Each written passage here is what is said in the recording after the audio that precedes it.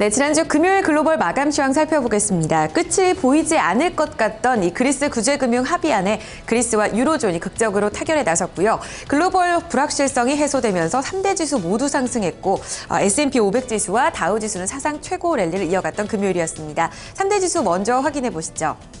다우지수가 이날 0.86% 상승했습니다. S&P 500 지수 0.6% 상승했고요. 나스닥 지수 역시 0.63% 오르면서 5,000포인트 선에 가까이 다가간 모습이었습니다. 다우지수 하루 동안의 흐름 살펴보겠습니다. 장 초반에는 그리스 구제금융 합의 결과를 앞두고 다소 관망세가 작용됐습니다. 하락 출발을 했는 모습이었고요. 이날 금요일에 유로존 재무장관 협의체인 유로그룹이 벨기에에서 긴급 회의를 가졌는데 그리스 구제금융 합의안에 성공했다는 소식이 전해졌습니다. 그렉시트 위기를 벗어났다는 안도감이 시장에 형성되면서 낙폭을 빠르게 줄였고요. 상승 반전하면서 우상향하는 패턴을 보였습니다. 장중 고점까지 상승폭을 키웠었고요. 이날 장중에 발표됐었던 지표, 제조업 구매관리자 지수도 예상 밖의 호조를 기록하게 되면서 증시의 호재로 반영됐습니다. 이날 0.86%의 다우지수 오르면서 18,140포인트 선 사상 최고 흐름 썼고요. 주간 단위로도 흐름 좋았습니다. 0.6% 상승 흐름 이어갔습니다. S&P 500 지수 확인해 보겠습니다. 이날 대형주 흐름도 좋았습니다. 그리스발 호재가 반영되면서 하락 출발 이후에 상승 반전이 있었고요. 빠르게 하락폭 줄이면서 우상향하는 패턴 나타났습니다. 다만 이날 S&P 500 섹터 내에서 전업종이 올랐는데 국제유가가 하락하면서 에너지 섹터는 투자 심리가 좋지 못했습니다. 이 때문에 에너지 섹터 때문에 추가적인 상승은 다소 제한되는 모습이었고요. 그럼에도 불구하고 0.6% 오르면서 2,110포인트 선 사상 최고 흐름 나타냈습니다. S&P 500 지수도 역시나 주간 단위로 0.6% 상승 흐름 나타났습니다. 마지막으로 기술주 중심의 나스닥 지수입니다. 역시 그리스 호재 덕분에 상승 반전이 있었고요. 이날 특히나 전자상거래, 대표적인 IT 종목, 또 바이오 종목까지 일제히 상승 랠리 이어가면서 나스닥 지수를 견인하는 모습이었습니다. 0.6% 금요일장에서 올랐고요. 4,955포인트 선이 종가로 형성됐습니다. 주간 단위로는 나스닥 지수가 1% 이상 상승하면서 3대 지수 가운데 가장 상승폭 큰 것으로 나타났습니다. 3대 지수 보신 것처럼 지난 금요일에 그리스발 호재가 반영되면서 모두 상승세로 거래에 마쳤습니다. 그리스발 호재, 일단은 글로벌 불확실성이 해소되는 모습이었는데요. 3대 지수에 영향을 미쳤던 이슈들 외신에서 어떻게 반응할지 자세히 살펴보겠습니다. 우성문 기자 살펴주시죠. 네, 지난 금요일 뉴욕 증시에 영향 미쳤던 소식들 외신 통해 함께 살펴보겠습니다. 앞서 들으신 것처럼 그동안 뉴욕 증시를 들었다 놨다 했던 그리스 사태가 정리되는 모습입니다. 그리스가 일단 구제금융과 관련해서 시간을 버는 모습인데요. CNBC 통해 좀 더 자세한 소식 함께 살펴보겠습니다. Deal reached between Greece creditors. 현지 시간으로 지난 금요일 CNBC에 따르면 유로그룹은 그리스의 구제금융 프로그램을 4개월 연장하는 데 합의했습니다. 이날 데이벨 블룸 유로그룹 회장은 벨기에에서 열린 긴급회의를 마친 후에 그리스 정부가 구제금융 연장 기간을 6개월로 신청했지만 4개월 연장하는 데 합의했다고 설명했는데요. 이와 함께 유로그룹은 하지만 그리스는 23일까지 재무 건전성을 향상시킬 수 있는 개혁 정책안을 마련해 채권단에게 제출해야 된다고 말을 했습니다. 이번 합의로 이번 달 말 종료 예정이었던 그리스의 구제금융은 6월 말까지 프로그램이 연장이 됐는데요. 따라서 일단 그리스의 채무 불이행에 따른 부도 위험과 또 그렉시트에 대한 우려감은 일단락되는 모습입니다. 뉴욕 증시 역시 이에 대해 크게 안도하는 모습을 보였는데요. 하지만 전문가들은 아직 갈 길이 멀다는 입장을 나타내고 있습니다. 이와 관련 발언 함께 살펴보실 텐데요. 먼저 알렉시스 치프라스 그리스 총리는 이날 회의가 끝난 후에 우리는 전투에서 이겼지만 전쟁에서 승리한 것은 아니다.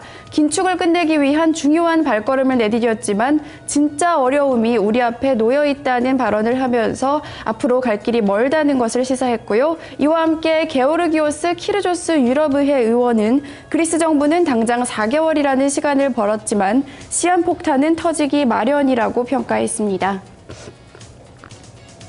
네, 다음 소식 함께 살펴보겠습니다. 지난 금요일 발표됐던 미국과 유로존의 PMI 지표는 모두 우수하게 나오면서 투자 심리를 개선시키는 모습이었는데요.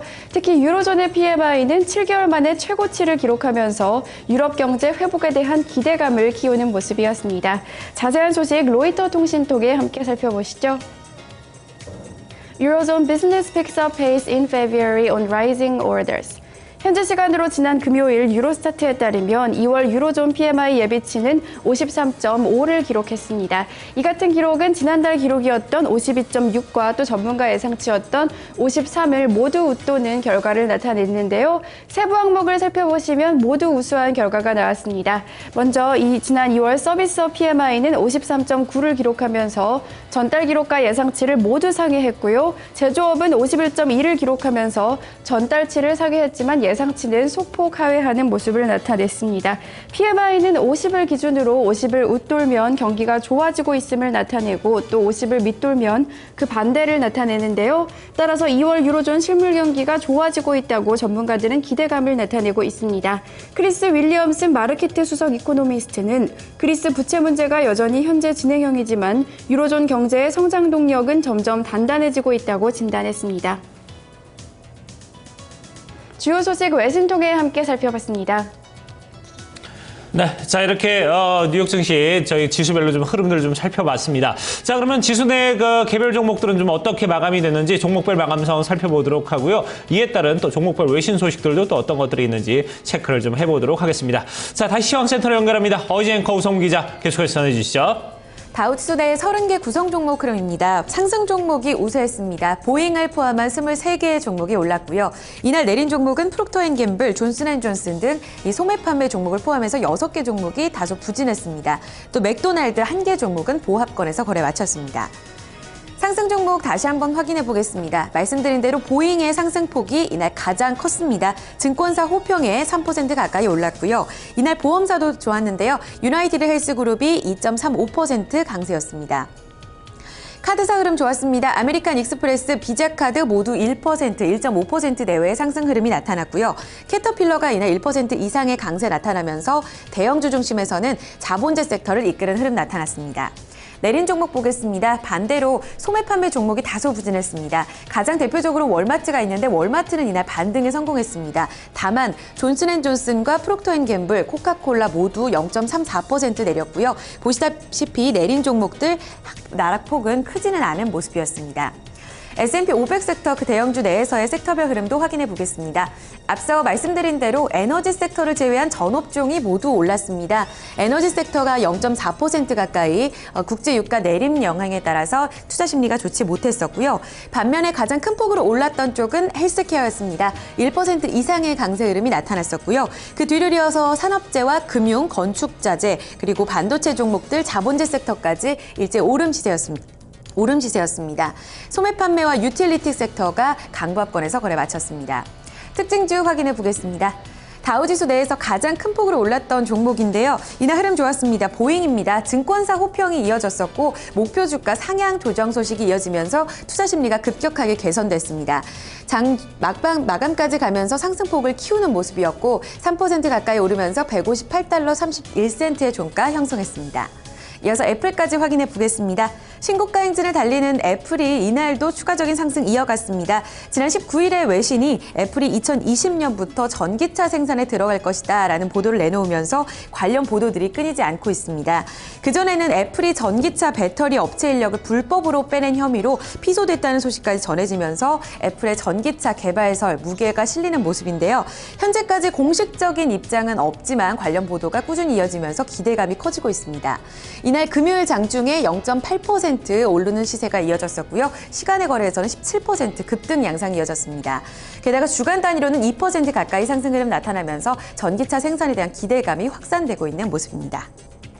네, 이렇게 보셨다시피 전반적으로 상승 흐름을 종목들 대체로 상승 흐름을 이어갔습니다. 에너지 섹터의 하락만이 두드러졌던 하루였는데요. 특징주 다시 한번 외신 통해 짚어보겠습니다. 우성무 기자 살펴주시죠.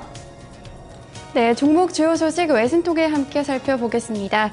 지난 목요일 월마트가 직원들의 최저임금을 올린다는 소식에 큰 폭으로 하락했었는데요. 이날에는 소폭 반등에 성공했습니다. 하지만 전문가들의 우려감은 여전한 것으로 확인이 되고 있는데요. 자세한 소식 마켓워치 통해 함께 살펴보겠습니다. Walmart's pay hike meets a skeptical Wall Street. 현지 시간으로 지난 금요일 마켓워치에 따르면 팩트셋에 따르면 8명의 전략가들은 월마트의 목표 주가를 하향 조정한 것으로 확인이 됐습니다. 특히 그중에서도 이 바클레이즈는 월마트의 투자 의견을 비중 확대에서 비중 중립으로 낮춰 잡았는데요. 이와 함께 목표 주가 역시 90달러에서 85달러로 낮춰 잡았습니다. 투자은행들의 이 같은 결정은 지난 목요일 월마트가 직원들의 최저임금을 올리겠다고 발표한 후 나온 것인데요. 월마트는 최저임금을 7달러 25센트에서 9달러로 상향 조정하면서 10억 달러 정도의 비용이 증가하게 됐습니다. 월마트는 이 같은 결정으로 직원들의 애사심이 강해지면 결국 수익성이 늘어날 것이라고 주장하고 있는데요. 하지만 이에 대해서 전문가들은 매우 회의적인 입장입니다. 최근 월마트는 온라인 쇼핑몰 부진 등으로 어려움을 겪고 있기 때문인데요. 메데리스 엘더 바클레이즈 전략가는 단기적 입장에서 봤을 때 월마트는 최저임금 인상으로 이득을 보기는 어려울 것이라며 또한 임금을 올리는 것과 직원들에게 더 나은 트레이닝을 제공하는 것이 현재 월마트가 직면하고 있는 문제들을 해결할 수 있을지 미지수라고 덧붙였습니다. 이 소식에도 뉴욕 증시에서 월마트의 주가는 전날 급락에 따른 차익 매물과 또한 이날 전반적인 증시 상승에 힘입어 0.93% 상승했습니다.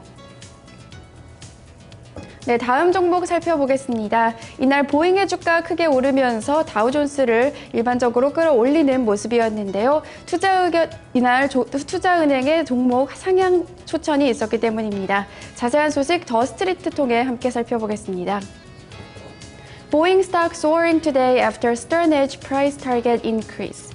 현지 시간으로 지난 금요일 더 스트리트에 따르면 스턴에지는 보잉의 목표 주가를 164달러에서 196달러로 큰 폭의 상향 조정을 했습니다. 스턴에지는 이에 대해서 현재 보잉의 현금 흐름이 저평가되어 있다고 평가를 했는데요. 실제로 스턴에지는 2015년과 2017년 사이에 보잉이 230억 달러의 우수한 현금 유동성을 보유할 것으로 보인다고 평가를 했습니다.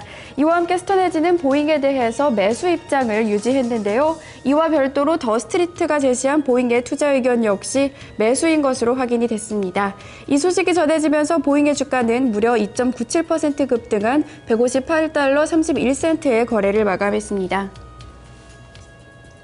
종목 주요 소식 외신통해 함께 살펴봤습니다.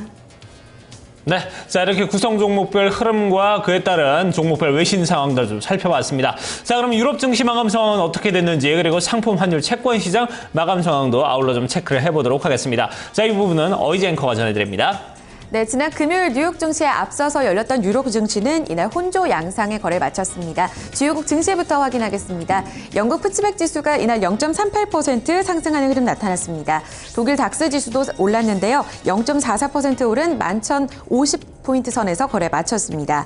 프랑스 까크 지수는 소폭 내렸습니다. 0.05% 약보합권 시세 이어갔었고요.